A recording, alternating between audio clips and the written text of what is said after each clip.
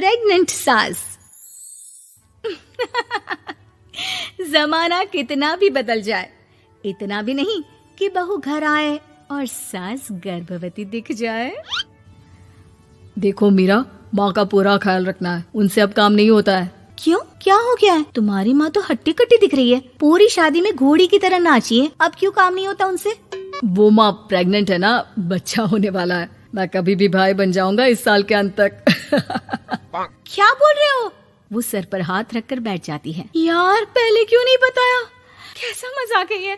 झूठ बोल रहे हो ना? हाँ, झूठ बोल रहे हो ना? तभी ससुर की आवाज आती है। बहू, पानी गरम कर दे, तेरी सास को दवाई देनी है। समय पर दवाई ना दी तो परेशानी हो जाएगी। और हाँ, जरा काजू पीस कर दूध में मिलाकर ले आना। तेरी सास खुद से तो अपनी संभाल करेगी नहीं। हे भगवान, ये मैं क्या सुन रही हूँ? ये ससुर जी को क्या हो गया है? मैं क्या सोच कर आई थी? हाय रे, मैं तो किसी को मुंह भी नहीं दिखा पाऊंगी। अब ये रोना धोना बाद में करना, पहले गर्म पानी कर दो, माँ को दवाई देनी होगी। और हाँ, रात को माँ के पैरों में तेल लगा देना। बहू को गुस्सा आ जाता है। वो बड़बड़ करती किचन में जाती है जहाँ उसका ससुर खड़ा होता है। एक बड़ी जिम्मेदारी है हम सबके सर ऊपर। इस उम्र में माँ बनना खतरे से खाली नहीं होता। हाँ हाँ, पता है। तो क्यों बन गई माँ? अरे खतरे से कम नहीं है तो क्या जरूरत थी लल्ला पैदा करने की? कैसी बात कर रही हो बहू? क्या तुम खुश नहीं कि घर में एक नया मेहमान आएगा, छोटे छोटे पैरों से पूरे घर में घूमेगा? पिताजी, ये हाथ जोड़े आपके, आप यहाँ से जाओ। ये शायरी बाद में बताना, अभी मैं पानी गरम करके थर्मस में दे देती हूँ।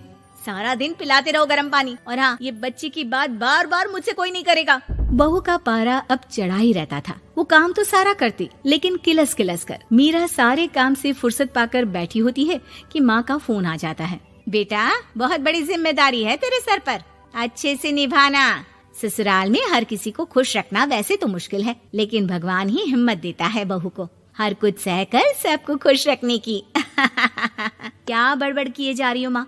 जानती भी हो कि यहाँ क्या चल रहा है? मेरी सास, अरे तेरी सास तो देवी है देवी। कितने खुश हो रहे थे सारे तेरी सूरत देख देख कर। पता नहीं जैसे बहू नहीं कोई मन मांगी मुराद मिल गई हो उन लोगों को। अरे बात तो पूरी सुनो। मन मांगी बुरा तो पूरी हुई है। अरे मेरी सास को बच्चा होने वाला है, प्रेग्नेंट है वो। क्या बकवास कर रही है मीरा? ये बात किसी को कहना मत। मुझे तो बता दिया, लेकिन अब अपनी जबान सिल ले। कहाँ है तेरी सास? बात तो करा मेरी। पूछू जरा, पोता पोती खिलाने की उम्र में खुद का बच्चा खिलाने का शौक कहाँ से आ गया? और आया भी तो बताना तो चाहिए था। अब क्या नाक कटाने के लिए हम लोगों से रिश्ता जोड़ा है? रुक, तेरे पापा से बात करती हूँ। मीरा फोन रखकर लेट जाती है। वो एक सपना देखती है कि उसकी गोद में एक बच्चा खेल रहा है। भाभी की गोद में कितना खुश दिख रहा है ना, लग ही नहीं रहा कि भाभी है। मैं तेरे लिए क्या लाया हूँ, सोने की बालियाँ। तेरी शादी में तो मैं बुढ़ा हो जाऊंगा ना। अरे कैसी बात कर रहा है बेटा, इसकी जिम्मेदारी तो तू ही लेगा। हम लोगों का तो कोई भरोसा नहीं, कब ऊपर वाला उठा ले। बहू को सास को देख देख कर गुस्सा आ रहा था। तभी वहाँ पड़ोसन आ जाती है। अरे बहू, तुझसे तो पूछने से भी डर लगता है कि कब खुशखबरी सुना रही है। अब तो अपनी 1 महीने की ननद की ही जिम्मेदारी संभाल ले, बहुत है। अपने जेवर भी रख देना और पैसे भी जमा करना शुरू कर दे। वो बात आगे बढ़ाती उससे पहले ही बहू जोर से चिल्लाकर उठ जाती है। नहीं नहीं नहीं नहीं, मैं अपने जेवर किसी को नहीं दूंगी। अरे कौन ले रहा है तुम्हारे जेवर? तुम औरतें भी ना सपने में भी जेवर ही संभालती रहती हो। मैंने जो सपना देखा है ना, सुनोगे तो होश उड़ जाएंगे। अच्छा, तुम अपना सपना बाद में बताना, पहले मेरा सुनो। कल मैंने इतना अच्छा सपना देखा कि अगर वो पूरा हो जाता है ना तो मैं तुम्हारे लिए रानी हार बनवा दूंगा। बहू अब सारे गम भूलकर पति का सपना सुनने में लग जाती है। अरे क्या सपना था, बताइए ना। बोलिए भी तो, क्या सपना है? मैं पूरा कर दूंगी अगर बात रानी हार की है तो। बोलिए बोलिए। मैंने रात को सपना देखा कि माँ को बेटी हुई है और मुझे बहन। सच्ची, इस घर में बेटी हो जाए तो मैं तो झूम ही उठूं। मीरा का मुंह बन जाता है।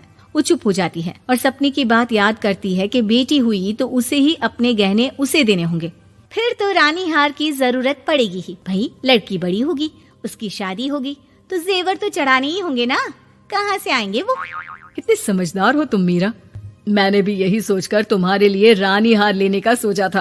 अरे फूटी किस्मत मेरी, जो ऐसा परिवार मिला। मेरे पापा की तो मैं अभी क्लास लगाती हूँ, जो सब जानते हुए भी ऐसे परिवार में मेरी शादी कर दी। बहू पिता को फोन लगाने ही वाली होती है कि ससुर की फिर से आवाज आती है। बहू गरम पानी ले आ जल्दी, थर्मस में खत्म हो गया है। बाद में खबर लेती हूँ मैं पापा की, पहले सास को गर्म पानी दिया हूँ। बहू अभी किचन में काम कर ही रही थी कि मीरा के मम्मी पापा आ जाते हैं। वो हाथ में ढेर सारे फल लेकर आते हैं। मीरा के पिता मीरा के ससुर से कहते हैं, लीजिए भाई साहब, ये फल रखिए, बहन जी को खिला दीजिएगा। वैसे कैसी है उनकी तबीयत? बस पता तो है आपको, ऐसे वक्त में जो होता है बस वही सब। मुझे तो सुनकर बहुत गुस्सा आया था, लेकिन चलिए, भाग्य में जो है लिखा उसे कौन टाल सकता है। डॉक्टर को दिखाए? हाँ, बस डॉक्टर आने ही वाला है। अच्छा हुआ आप लोग भी आ गए। उतने में एक सुंदर सी लेडी डॉक्टर आती है। पेशेंट कौन है आप? अरे नहीं जी, मैं तो बहू हूँ इस घर की। मैं तो अभी सोच भी नहीं सकती पोता या पोती के बारे में। अभी तो मेरी सास ही। अरे चुप हो जाना, देख तो ले, डॉक्टर है ये, किसी के भी सामने गुस्सा फोड़ देती है। डॉक्टर कमरे में जाती है और थोड़ी देर बाद बाहर आ जाती है। पीछे से सास भी निकल आती है। हे भगवान, इतना दुख तो किसी को भी ना दे जितना मुझे दिया है। देखिए बहन जी, आप लोगों को तो ये सोचना भी नहीं चाहिए था। वही तो मैं भी कह रही थी कि आप लोगों के लिए तो सोचना भी गुनाह है, लेकिन अब पछताए होत क्या जब चिड़िया चुग गई खेत। डॉक्टर वहाँ से चली जाती है। मैं माँ नहीं बन सकती, मैं प्रेग्नेंट भी नहीं हूँ। ये कैसे? तुम तो बोल रही थी कि अरे वो गैस का दर्द था और पेट भी गैस से फूल रहा था। डॉक्टर ने चूर्ण दे दिया है, गर्म पानी से फांकना है। मैं अभी लाती हूँ गर्म पानी। अरे मैं तो गीजर ही लगा देती हूँ। हाय रे, खुशी के मारे पागल ना हो जाओ।